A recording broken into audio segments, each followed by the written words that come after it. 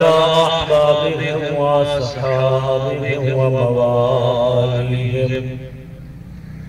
ولعنة الدائمة الأبدية على أعدائهم ومنكر فضائلهم وغاصب حقوقهم من يوم عداوتهم إلى أبد العابدين. أما بعد فقد قال الحكيم في القرآن الحكيم: بسم الله الرحمن الرحيم. إن علينا للهدى وإن لنا للآخرة والأولى.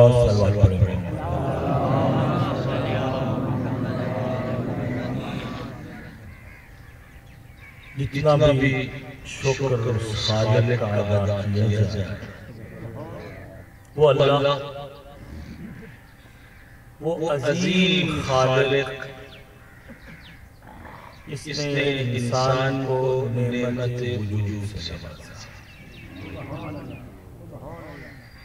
انسان اگر اپنی پوری زندگی اس خالق کی حمد و ثنا کرتا رہے اور اس کی نعمتوں پر اس کا شکر بجا لاتا رہے، پھر بھی اللہ کی نعمتوں کا شکر ادا نہیں.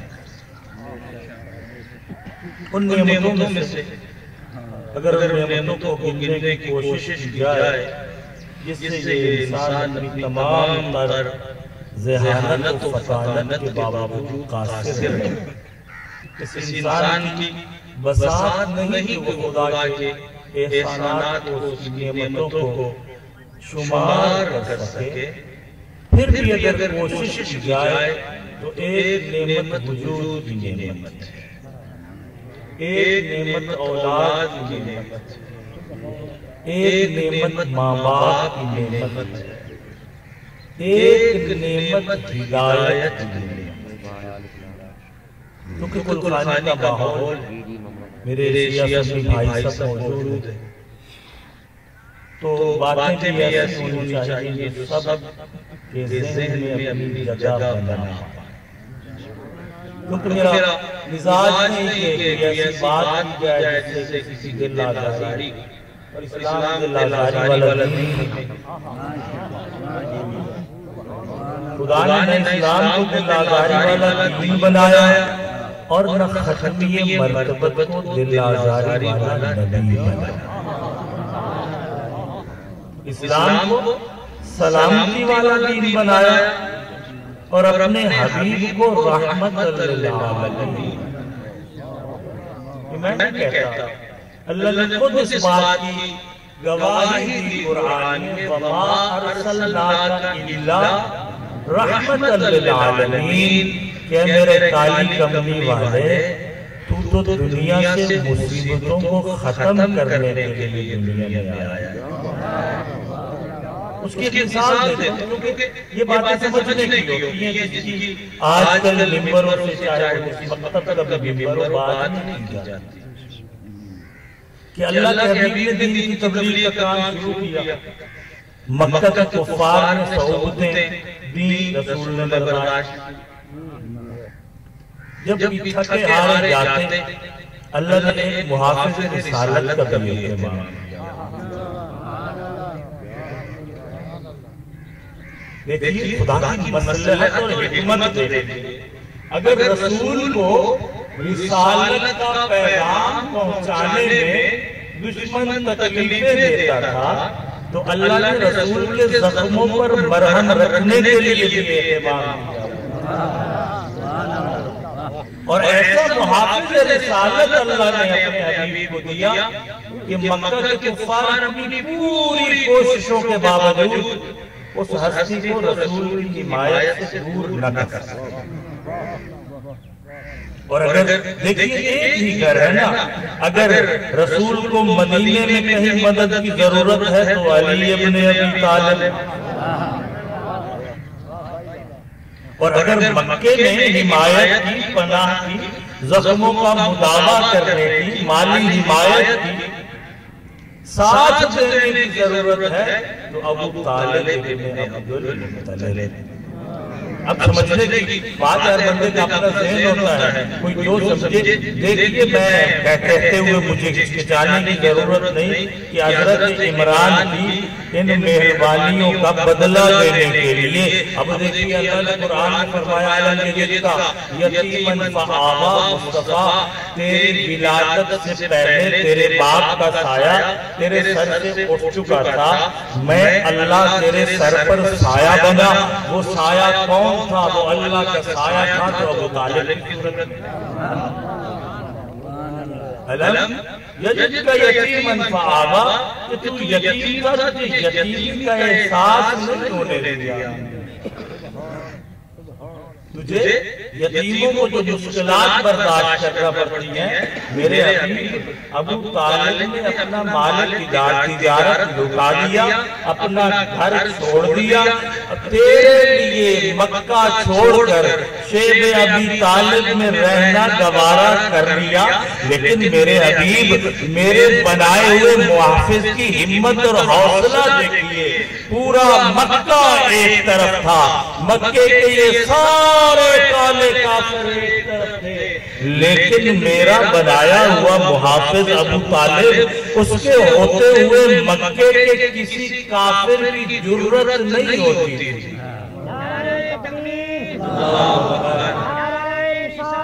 یا رسول اللہ، اللہم صلی علی محمد وآل محمد۔ کیونکہ وقت کم ہے، مجھے بہت سارے مضامین کو ایک ساتھ جمع کر کے آپ کی خدمت میں پیش کرنا ہے۔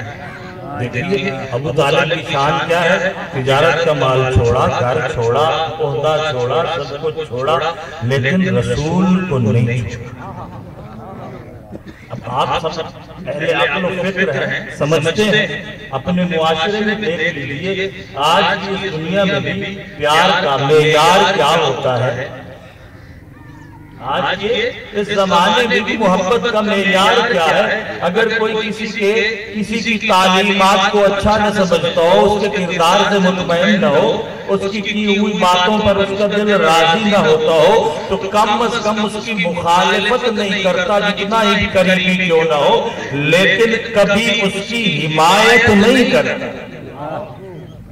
اب ایمان ابو طالب کے لیے مجھے کسی دلیل اور سہارے کی ضرورت کوئی نہیں، اللہ کا قرآن سب سے بڑی دلیل ہے۔ پالا ابو طالب نے، کہے خدا میں نے پالا۔ سر پہ ہاتھ رکھا ابو طالب نے، خدا فرماتا ہے میں نے رکھا۔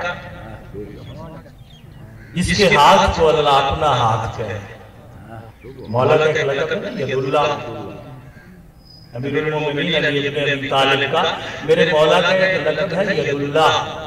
تو دیکھیے جس کا باپ اللہ کا ہاتھ ہو، بیٹا معصوم ہو کر کیوں نہ ہو۔ اللہ اکبر، یا رسول اللہ، یا اللہم صلی علی محمد وآل محمد۔ تو اسی حضرت انسان کو جس کے لیے نمونہ اپنے حبیب کو اللہ نے بنایا، اللہ مخاطب ہو کے فرماتا ہے اِنَّ عَلَيْنَا لَلْهُدَىٰ وَإِنَّ لَنَا لَلْآخِرَةُ وَالْأُولَىٰ، کہ اے میری اشرف المخلوقات، مخلوق انسان، میں نے تجھے خلق کرتے ہوئے فیصلہ یہ کیا تھا، ہدایت میری ذمہ داری ہوگی، عمل تیری ذمہ داری۔ آخر والوں کو یہ بات سمجھ آئی کہ نہیں؟ اگر میں مجلس میں کسی سے مخاطب نہیں ہوتا، میری عادت نہیں، میرا اللہ کا کام ہے ہدایت، بندے کا کام ہے بیان، عوام کا کام ہے عمل۔ سمجھ آتا ہے تو بڑی بات ہے۔ اللہ فرماتا ہے اِنَّ عَلَيْنَا لَلْهُدَىٰ، ہدایت کی ذمہ داری میری۔ تو اگر اس کو تھوڑا غور سے، توجہ سے اس پر غور کیا جائے، فکر کی جائے، تو ہدایت کی ذمہ داری جب خدا کی ہے تو ہادی بھی خدا ہو رہا ہے۔ دیکھ لیجئے حضرت آدم کو اللہ نے بنایا، حضرت نوح کو اللہ نے بنایا، نبیوں کے سارے سلسلے میں حضرت ابراہیم جو انبیاء کے سلطان و سردار تھے، جنہیں اللہ نے اپنا خلیل بنایا، اللہ نے بنایا، کسی کو ووٹ مانگنے کی، ووٹ کروانے کی، کسی کو درخواست دینے کی اجازت نہیں دی، کسی سے مشورہ بھی نہیں دیا۔ حضرت عیسیٰ کو بغیر باپ کے خلق فرمایا، نبوت عطا کی، اور ماں کی گود میں اپنی نبوت کی اور اپنی ماں کی عصمت کی گواہی دی۔ اللہ نے نہ کسی سے مدد لی، نہ کسی سے مشورہ لیا، نہ کسی سے پوچھنا گوارا کیا۔ جناب عبداللہ کے یتیم محمد بن عبداللہ کو نبوت کی سلطانی عطا فرمائی، سید المرسلین بنایا۔ مکے میں بڑے لوگ تھے جو سمجھتے تھے کہ معاشرے کی عقل کھل ہے۔ اللہ نے کسی کو یہ بتایا بھی نہیں کہ عبداللہ کے گھر میں جس شہزادے کی ولادت ہونی ہے وہ میرا نبی ہوگا۔ تو یہ اللہ کی سنت، یہ سنت میں تبدیلی نہیں ہوتی، لا تبدیل لسنت اللہ۔ اللہ کی سنت میں، اللہ کے طریقے میں تبدیلی نہیں ہوتی۔ کیوں؟ تبدیلی کا محتاج وہ ہوتا ہے جو محتاج ہو۔ ایک تبدیلی کی بتی کے پیچھے اس قوم کو بھی لگایا گیا ہے، پر میں نہ کبھی سیاسی بات کی یا نہ کرنے کا شوق ہے، لیکن عوام کی تکلیف کا احساس تو ہوتا ہے۔ دیکھیے اللہ کی سنت یہ ہے کہ وہ ہادی اور ہدایت اپنے پاس رکھتا ہے، اور قرآن میں یہ ارشاد بھی فرمایا، انی جاعلک للناس اماما، انی جاعلک فی الارض خلیفہ۔ سورہ بقرہ 2 مقامات پر اللہ نے ارشاد فرمایا، 124 آیت میں فرمایا انی جاعلک للناس اماما، کہ میں اللہ تجھے بندوں کا امام بنا رہا ہوں۔ انی جاعلک، پھر 30 نمبر آیت میں یہ فرمایا انی جاعلک فی الارض خلیفہ، کہ دنیا میں زمین پر خلیفہ میں بناتا ہوں۔ اب دیکھیے یہاں میں 2 باتیں کرنا چاہوں گا، 2 چیزیں ہیں، ہدایت اور گمراہی۔ کتنی چیزیں ہوئی آج کی طرح؟ کون سی؟ ایک ہدایت، ایک اللہ ہدایت چاہتا ہے یا گمراہی چاہتا ہے؟ آپ دیکھیے اگر آپ کو کسی کام کے بارے میں بہت زیادہ یہ ہو کہ یہ کام ٹھیک ہونا چاہیے، اس کام میں کوئی غلطی نہیں ہونا چاہیے، تو کم از کم کام جو کرتے ہیں آپ، وہ یہ ہوتا ہے کہ جو لوگ وہ کام کر رہے ہوتے ہیں ان کو اپنی آنکھوں کے سامنے رکھتے ہیں، یا خود کرتے ہیں یا اپنی سپرویژن میں کرواتے ہیں کہ اس کام میں کوئی گڑبڑ۔ اب ہدایت کام بھی سب سے مہم، کیونکہ فرشتوں نے اللہ سے کہا اے میرے پروردگار ہم تیری مخلوق بھی ہیں، نسبحک و نقدس لک، تیری تسبیح بھی بیان کرتے ہیں، تیری تقدیس بھی بیان کرتے ہیں، تیری نافرمانی بھی نہیں کرتے۔ اگر تجھے عبادت کی ہی ضرورت ہے، اگر تجھے اطاعت کی بھی ضرورت ہے تو ہم فرشتے ہیں۔ تو بہت اچھا شاعر شعر میں اس عنوان کو بیان کیا، درد دل کے واسطے پیدا کیا انسان کو، ورنہ طاعت کے لیے کچھ کم نہ تھے کر رہے۔ انسان ہدایت بھی اللہ کا مقصد ہے، اطاعت بھی اللہ کا مقصد ہے، خلق خدا سے ہمدردی بھی اللہ کا مقصد ہے۔ اب دیکھیے 2 چیزیں تھیں، ہدایت اور گمراہی۔ پھر 2 چیزوں اور کا تذکرہ کرتا ہوں، خالق اور مخلوق۔ اللہ رب العزت ذوالجلال والاکرام، جس کی قدرت لا متناہی، وہ اپنی قدرت میں کسی سہارے کا محتاج نہیں، وہ کسی کے مشورے کا محتاج نہیں، اس اللہ کو کسی کی ضرورت نہیں۔ وہ لم یلد ولم یولد بھی ہے،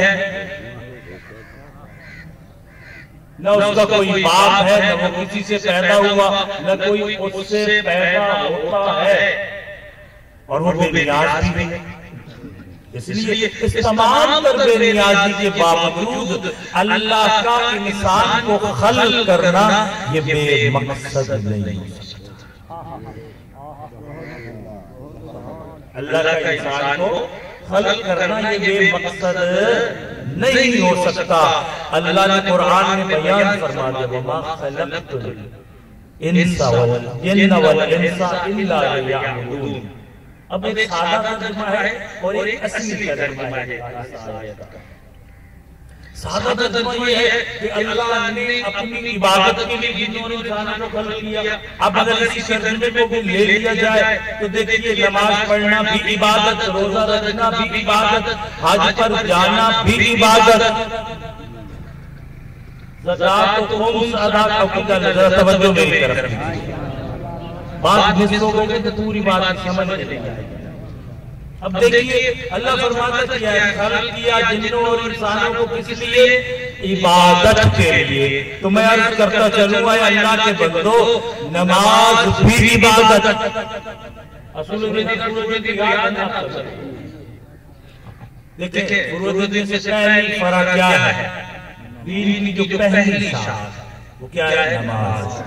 تھوڑی سی مولوی والی بات کرتا جائے اگر اجازت ہو.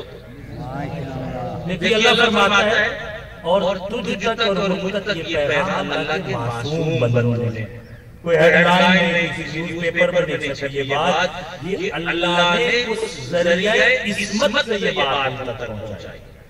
اللہ فرماتا ہے دین میرا, ہادی میں بناؤں گا, ہدایت وہی ہوگی جو میں دوں گا.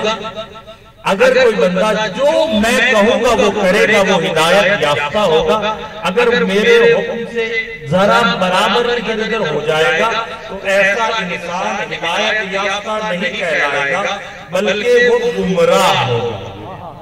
صلوات پڑھیں محمد علیہ. اب آپ تھکیں یہ اللہ تک جو ٹائم ہے وہ میں نے پڑھنا, لیکن لگتا ہے کہ نماز روزے کی بات سن کر ماہ رمضان کے قریب ہے اور میں قطرے گھنٹی بجاتا جاؤں کہ اللہ نے مومنوں پر روزے بھیجے. تو دین, فروع دین میں سے پہلی چیز کیا ہے؟ نماز. معلوم میری گل کا جواب ہے. فروع دین میں سے پہلی چیز کیا ہے؟ نماز. دوسری چیز کیا ہے؟ روزہ ہے. یعنی دین کے درخت کی جو شاخیں ہیں, پہلی کوپل نماز کی نکلی ہے, دوسری کوپل روزے کی نکلی ہے. اب اگر کوئی یہ سمجھتا ہے کہ وہ بہت بڑا دیندار ہے یا اپنے آپ کو دین کا وارث, مالک اور ٹھیکیدار سمجھتا ہے, تو سب سے پہلے یہ دیکھنا چاہیے کہ اللہ نے جن چیزوں کو دین کی شاخ بنایا ہے اس کی زندگی میں نماز کتنی ہے, اس کی زندگی میں روزہ کتنا ہے, اس کی زندگی میں حج و زکات و خمس و جہاد و تولا و تبرع کتنا ہے, اس کی زندگی میں امر بالمعروف کتنا ہے, اس کی زندگی میں نہی عن المنکر کی کیا کتنا ہے. کیونکہ آج کل معاشرے کا نتیجہ یہ ہے, معاشرہ کرتا کیا ہے کہ یار مجھے کیا گناہ ہے تو اس کا ثواب ہے, تو اس کا اللہ نے تجھے انسان بنایا ہے, اللہ نے تجھے سوچنے اور سمجھنے کی طاقت عطا کی ہے. اگر اللہ کو ایسی بے اعتنا مخلوق چاہیے ہوتی, اللہ کو اگر امر و نہی کی ضرورت اس انسان سے نہ ہوتی, تو پھر حضرت انسان اللہ کا تجھے خلق کرنے کا مقصد کیا ہے؟ میرے عزیزو, اب نماز, روزہ, حج, زکات, خمس, جہاد, تولا, تبرع, امر بالمعروف, نہی عن المنکر, یہ وہ عناوین ہیں جو ہر مومن کی زندگی میں ہونے چاہیے. اس میں کوئی شیعہ ہے کہ میرا اہل سنت بھائی ہے, اگر شیعہ نماز نہیں پڑھتا, نعرہ تکبیر, اللہ اکبر, نعرہ رسالت, یا رسول اللہ, نعرہ حیدری, نعرہ سلام.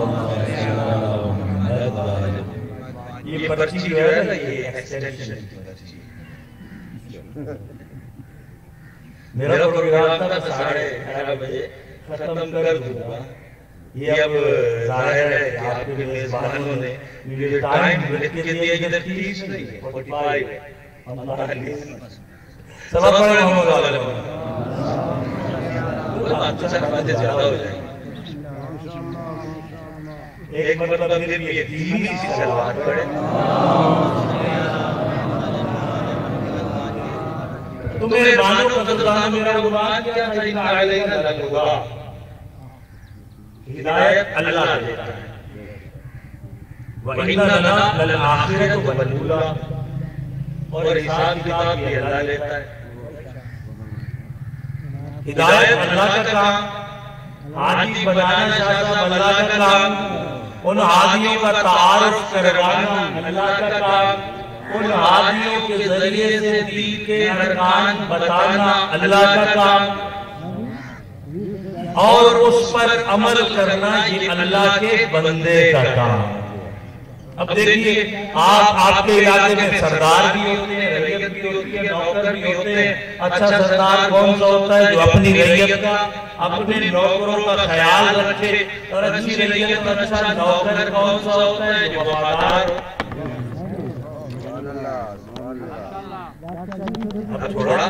تھوڑا اپنی گریبان میں بھی جھانکیے گا. آپ جس بندے کو مہینے کا 10,000 روپیہ دیتے ہیں، اس سے تو یہ توقع رکھتے ہیں کہ وہ آپ کی جان کی بھی حفاظت کرے، آپ کے مال کی بھی حفاظت کرے. جو کام اس کے ذمہ لگایا وہ کام بھی پورا کرے. اب بیمار ہے یا نہیں اس سے آپ کا کوئی سروکار نہیں. یہ اس لیے کہہ رہا ہوں کہ نوکر بھی انسان ہوتا ہے، اگر بیمار ہو جائے تو اس کے حال کی رعایت بھی کرنی چاہیے. اگر اس کا کوئی عزیز دکھ میں مبتلا ہو تو اس پر سختی بھی نہیں کرنی چاہیے. اب دیکھیے میں اپنے مقصد کی طرف آتا ہوں. اللہ نے ہدایت عطا کی، اللہ نے جان عطا کی، اللہ نے مال عطا کیا. بدلے میں کیا مانگا؟ اطاعت مانگی. اطاعت کس عنوان سے مانگی؟ اے حضرت انسان میرے احسان گننا چاہے تو گن نہیں سکتا. تو سانس لیتا ہے میری ہوا میں، تجھ پر سایہ ہے میرے آسمان کا، تو چلتا ہے میرے بچھائے ہوئے فرش پر، تو پیتا ہے میرا بہایا ہوا پانی، تو کھاتا ہے میرا دیا ہوا رزق. اب گنتا جا. اس کے علاوہ تجھے سوچنے سمجھنے کی صلاحیت کیوں دی کہ تو اس معاشرے میں اگر برائی کو دیکھے تو اپنی عقل کے ذریعے سے اس برائی کا کلا کما کرنے کے بارے میں سوچے. اگر کوئی غریب ہو، بے نوا ہو، بے کس و محتاج دیکھے، اس عقل کی طاقت کے ذریعے سے حساب کتاب لگا کے اس بے کس و بے نوا کے اس درد کی دوا کے لیے سوچے. اگر کسی مظلوم پر کہیں ظلم ہوا ہے تو اپنی عقل کے ذریعے تدبیر کے ساتھ اللہ ہلاکت میں ڈالتا. اللہ کو احمد پسند نہیں. یہ نہیں کہنا چاہیے کہ آگے اللہ کو نادان بندے کی وہ اس کے عمل کی ضرورت نہیں. اللہ نے ہادی بھی دانا دی ہے. میرے اور تیرے اندر اس دانائی کا بیج بونے کے لیے ہادی بھی دانا عطا کی. ایسے دانا کہ ان کے دشمن بھی مانتے تھے کہ علی ابن ابی طالب اگر جنگ میں کوئی مشورہ دیں گے تو اس جنگ میں ناکامی نہیں ہو سکتی. زمانہ ذرا مشکل آ گیا، تھوڑی سی بات کر گیا تو لوگ اس کو کہیں اور لے جاتے ہیں. بچے جب بندہ دریا میں اترتا ہے تو شیٹوں سے نہیں دیتا، پھر دل رکھ کے دریا میں جانا. فارسی میں کہتے ہیں دل تو دریا میں جانا، یعنی حاجی صاحب کو سمجھ آ گئی جب دریا میں پہنچے تو پھر دریا کے ساتھ دریا بن جاؤ. لہذا میرے عزیزو، یہ دنیا امانت، یہ زندگی امانت، یہ مال امانت، یہ ہدایت کا سلسلہ امانت، یہ اطاعت امانت، اللہ کی عبادت امانت، جو مال دیا وہ امانت. مخلوق کی ہدایت کے لیے دیکھیے اللہ نے اپنے حبیب کو ہادی بنایا، لیکن ہادی بنا کر تمام تر محبت و شفقت اللہ کے اللہ کو محمد مصطفیٰ جتنے بھی عزیز تھے، اس کے باوجود قرآن نے یہ بھی فرما دیا کہ اے میرے حبیب تجھ سے پیار اپنی جگہ پر، تیرا مقام اپنی جگہ پر، تیرا مرتبہ اپنی جگہ پر، لیکن رسالت پہنچانی پڑے گی۔ میں اشارہ کر کے گزر جاؤں گا، تفسیر بیان کرنے کی ضرورت نہیں، آپ سمجھتے ہیں نقطہ اشارہ دینے تو دیکھئے اللہ نے اپنے حبیب کو چھٹی نہیں دی، تو کہاں چھٹی لے لے گیا ہے؟ اللہ نے جس کے قدموں کی خاک میں صدقے دنیا بنائی، چھوٹی چیز سدھارا ہے نا، اپنے آپ کو کیا کہتا ہے کہ یہاں بیٹھ بول لینا آسان ہے، اسی طرح سن لینا اٹھاوت میدان جائے لڑکاوت ہک کمینے دھونے کے آدھائی کھار کے لالتے میرا حضبار مارے مسجد تو بنا دی شب بروی ایمان کی حرارت والوں نے، من اپنا قرآن پاپی ہے برسوں سے نمازی بن نہ سکے۔ یہ شیطان دیکھئے تو ہدایت گمراہی، ہادی اور گمراہ کرنے والا، خالق اور مخلوق، امام اور مامون۔ اصل میرا عنوان یہ ہے کیونکہ وقت ذرا کم تھا، اس لیے میں نے سٹارٹ کرنے کی کوشش، اب 15 منٹ بڑھ گئے، میں اپنے موضوع کی طرف لوٹ کے آتا ہوں۔ ہادی بنایا اللہ نے، تعارف کروایا اللہ نے، اطاعت کروائی مخلوق سے۔ ایک طرف یہ گروہ ہے جسے اللہ کا گروہ کہتے ہیں، جسے اللہ کا لشکر کہتے ہیں، جسے حزب اللہ کہتے ہیں، جسے کیا کہتے ہیں؟ حزب اللہ۔ اب لبنان میں چلے جائیے گا کہ مولوی صاحب نے لبنان کا ذکر کر دیا، نہیں، حزب اللہ سے مراد اللہ کا گروہ۔ سمجھ آ رہی بات کی کچھ لوگ؟ اگر سمجھ آ رہی ہے تو کیسے سلوات پڑھیں مجھے اندازہ ہو جائے۔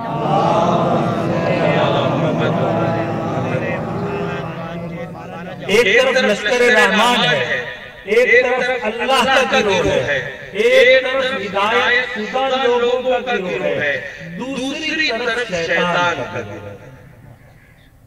انسان کے پاس ان دو گروہوں میں سے کسی ایک گروہ میں شامل ہونے کا اختیار ہے۔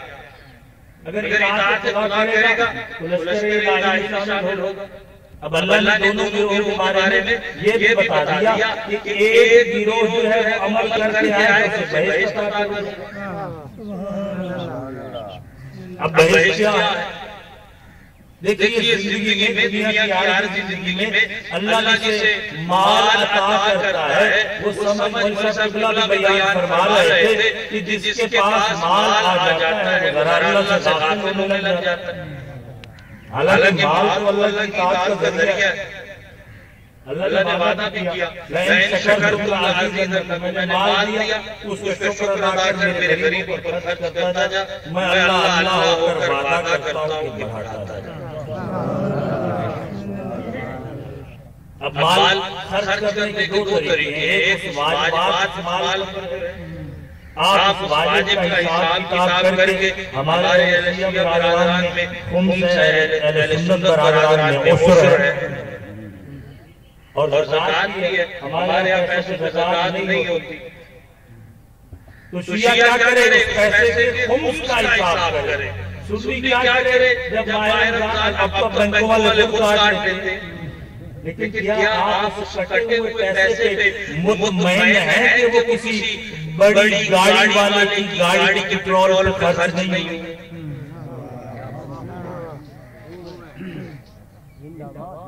میرا سوال ہے اپنے اہل سنت سے بھائیوں سے کہ اللہ نے آپ کو مال دیا، آپ نے وہ پیسے بینک میں جمع کروا دیے، اب بینک والے نے یکم رمضان کو آپ کے پیسے سے زکاة کاٹ لی، اب واجب تھا آپ کے اوپر اہل سنت برادران کی فکر کے مطابق ان کی ترجمانی ہو جائے ذرا، واجب اس کے اوپر جس کا مال تھا، اب اس واجب کو ادا کرنا بھی اسی پر واجب ہے جس کا مال ہے۔ اب بینک والا کاٹ رہا ہے زکاة کٹ کے جا رہے ہیں سرکاری خزانے میں، اور اللہ کی جیسے ہمیں نمائندے عطا کیے وہ آپ کی اپنی کرامات کا نتیجہ ہے۔ جیسی روح ویسے فرشتے، جیسا انتخاب ویسا نتیجہ۔ کیونکہ ہمیں ووٹ دیتے ہوئے کبھی یہ دیکھا بھی نہیں، پتہ نہیں یہ نماز پڑھتا ہے یا نہیں پڑھتا، پتہ نہیں یہ روزہ رکھتا ہے نہیں رکھتا، پتہ نہیں کہ اللہ سے ڈرتا ہے نہیں ڈرتا۔ ابھی امام صاحب بیٹھے ہیں، یہ دیکھنا ہے کہ پیر حسین نشی چل کے آگے ہے میرے پاس، اب ووٹ لین جائے تو حسین جائے۔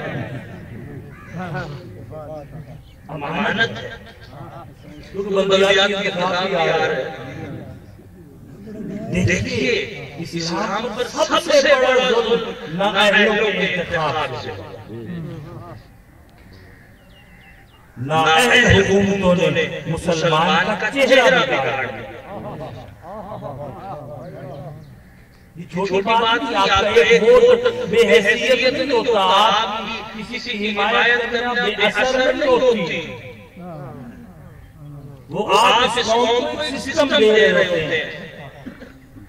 راجی صاحب نے اپنا بلا لے تو ایسا تشریف لا سلوات پڑھیں محمد والے بس تھوڑا برداشت کر لیں۔ تو دیکھئے مسلمان اللہ کی چنی ہوئی قوم کو مسلمان کہتے ہیں، اللہ کے پسندیدہ دین کو اسلام کہتے ہیں۔ وہ ایک شاعر تھے مولانا الطاف حسین علی، ان کی ایک نعت جو پرانے زمانے کی اردو میں ہوتی تھی، آج یکساں نصاب کا زمانہ ہے، اس میں دین کو رہا کوئی نہیں، پتہ نہیں دین کی جگہ پر کیا آ گیا۔ اس میں صرف لوگوں کو لڑانے کے لیے کچھ چیزوں کا اضافہ کر دیا گیا ہے، ورنہ وہ پرانے زمانے والا جو نصاب تھا اس میں پتہ چلتا تھا دین کیا ہے، اسلام کیا ہے، اسلام کی طاقت کیا ہے۔ اس میں نعت ہوتی تھی، خاصان رسول وقت دعا ہے، امت پہ تیری آج عجب وقت پڑا ہے۔ مصرہ مجھے بھول رہا ہے، دوسرا مصرہ اس کا یہ تھا کہ وہ دین بڑی شان سے نکلا تھا عرب سے، پردیس میں وہ آج غریب و غربا ہے۔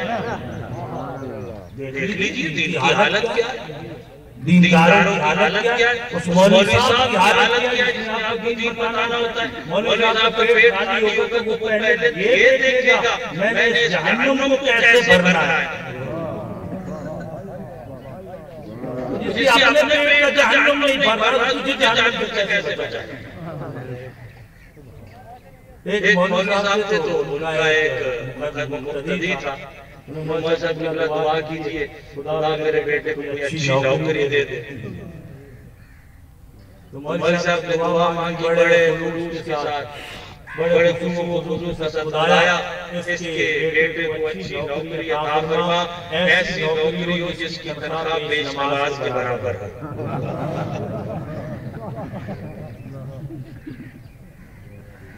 جس بارے میں آپ سے نہیں کہہ رہا، میں بہرحال بیش نماز بھی نہیں، مولانا شریف صاحب کا یہ بہتر جانتے ہیں۔ مولوی صاحب نے کہا کہ اللہ اس بیٹے کو اچھی نوکری عطا فرما، لیکن تنخواہ بیش نماز جتنی ہو۔ وہ بندہ بکھر گیا، مولوی صاحب آپ نے یہ کیا کہہ دیا؟ تو دیکھیے میرے عزیزوں، آپ کی ہر عمل ہے نا اس کا آپ نے حساب دینا ہے آخر۔ اب اگر دین کی قدر کرو گے تو دین تمہارا وارث بنے گا، اور اگر دین کو پوش کرو گے تو دین بھی تمہیں پوش کرے گا۔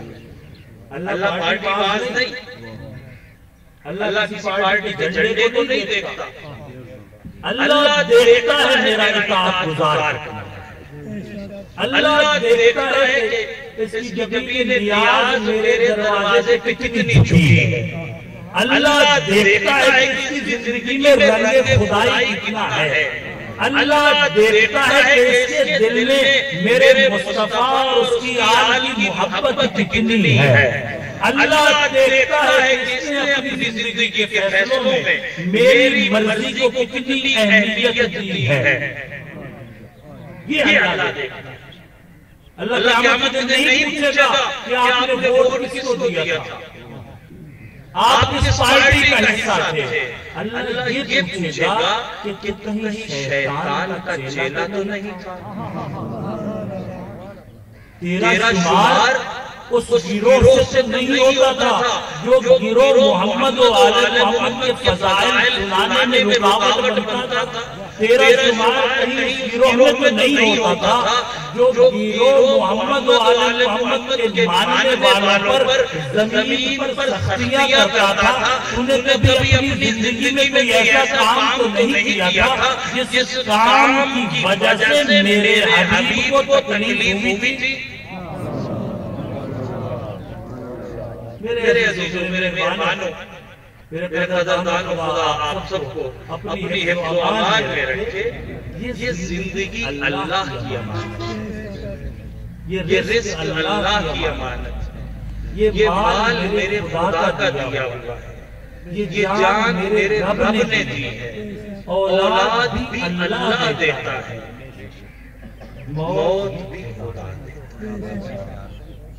اگر آپ کسی کو بند کرتے ہیں ایسی جگہ پر جہاں نہ کوئی آتا ہو نہ جاتا ہو، جہاں نہ ہوا کا گزر ہو نہ پانی کا گزر ہو، تو یاد رکھیں اگر خدا نہیں چاہے گا تو اس کی موت نہیں آئے گی.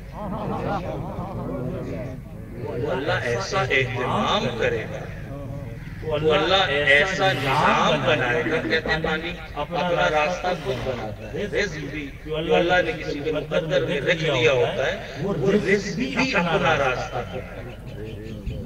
لہذا میں اپنی باتوں کو مختصر کروں کہ ٹائم بھی میرا ختم ہونے والا ہے. انسان اللہ کی وہ مخلوق جس کی خلقت پر خدا کو ناز ہے. انسان اللہ کا وہ نمائندہ جسے اللہ نے اپنی خلافت کے لیے انتخاب کیا. انسان اللہ کے کارخانہ قدرت کا وہ شاہکار جسے اللہ نے احسن تقویم میں خلق کیا. انسان اللہ کی زمین پر وہ مخلوق جس کا وجود کمال ہی کمال ہے، جو اللہ کے جمال کا بھی مظہر ہے، اللہ کے جلال کا بھی مظہر ہے. اس میں سے خلافت کی جھلک بھی آتی ہے، جو امامت کا عہدیدار بھی ہے. یہ انسان دیکھیے ختمی مرتبت انسانوں میں سے تھے، امیر المومنین انسانوں میں سے تھے، لیکن فرق ہے. تمام تر فرق کے باوجود ہمیں اتنا تو فخر ہونا چاہیے کہ اللہ نے اس جوہر انسانیت کو مجھ جیسے حقیر کے وجود کا حصہ بنایا. چھپ کر گئے. میری عادت ہے باتیں جو میں خود سمجھتا ہوں سمجھانے کی وہ کرتا ہوں. لہذا میرے بھائیو، اس دنیا سے جانے کا وقت میں نے اور آپ نے مشخص نہیں کرنا. حیات و موت پہ میرا اور آپ کا اختیار نہیں ہے، وہ اللہ نے کرنا ہے. اور اللہ نے وعدہ کیا ہے کہ ہدایت دے کر، نعمت دے کر، فہم ہدایت دے کر، عقل عطا فرما کر میں نے انسان تجھے دنیا میں بھیجا تاکہ دار عمل میں عمل کر گیا، دار قرار کے لیے کما کے لے گیا. تیری محنت کا اجر اللہ دیکھ کتنا کریم ہو. اس دنیا میں تو محنت کرتا ہے تجھے اجر دیتا ہوں، لیکن تیرا اصلی اجر جو ہے وہ محفوظ کرتا ہوں کہ جب تم میری اطاعت کے فلٹر سے گزر کر آخرت والی دنیا میں آئے گا، وہ دنیا جس میں زوال نہیں، وہ دنیا جس میں مشکلات نہیں، وہ دنیا جس میں کسی قسم کی انسان کے لیے رکاوٹ نہیں. جب تم یہ تمام تر معیار انسانی پر پورا اتر کر میرے خلفائے الہی کی اطاعت کے وسیلے کو ساتھ لے کر میرے دربار میں حاضر ہوگا تو اے حضرت انسان میں تیرا خالق ہوگے وہ خالق. ان اللہ لا یخلف المیعاد، جو اپنے وعدے کی خلاف ورزی نہیں کرتا. اگر آپ کو میری بات کو سمجھ آئیے تو ہلکی سی صلوات پڑھیں.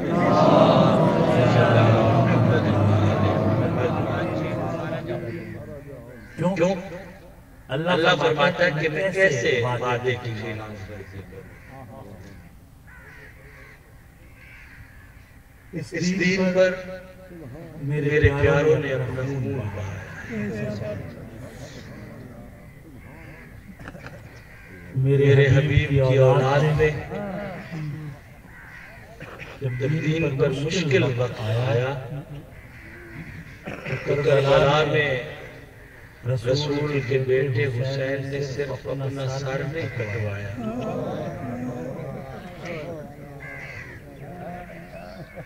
ظلمت کی تپتی دھوپ میں اس دین کو سائے کی بھی ضرورت تھی،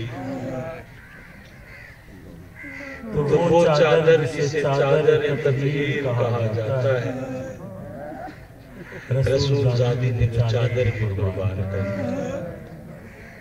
سادات کا قافلہ مدینے آتا ہے تو بی بی اپنی ماں کی مزار پر جا کر اپنی ماں کو اپنے حال سناتی، بیٹیوں والے بیٹی اپنے باپ سے اپنے سارے دکھ نہیں شیئر کرتی، اپنے بھائیوں کو کچھ نہیں بتاتی، جب ماں سے ملاقات ہوتی ہے تو ماں کو گلے لگا کر روتی بھی ہے، اپنے غموں کی داستان بھی سناتی ہے۔ اب سننے والا سیدہ قبر میں تھی، جناب زینب شام سے جب واپس آئی ہے کیفیت کیا ماں کی قبر کو گلے سے لگایا، بی بی کہتی ہے ماں میرے سر سے چادر کیسے اتاری ظالم نے، میرے بھیا حسین نے مضبوطی سے چادر کو باندھا تھا، جب ظالم نے دیکھا ظالم نے چادر اترنے والی نہیں، اماں میرے سے چادر اتاری تیری زینب کا سر زخمی ہو گیا۔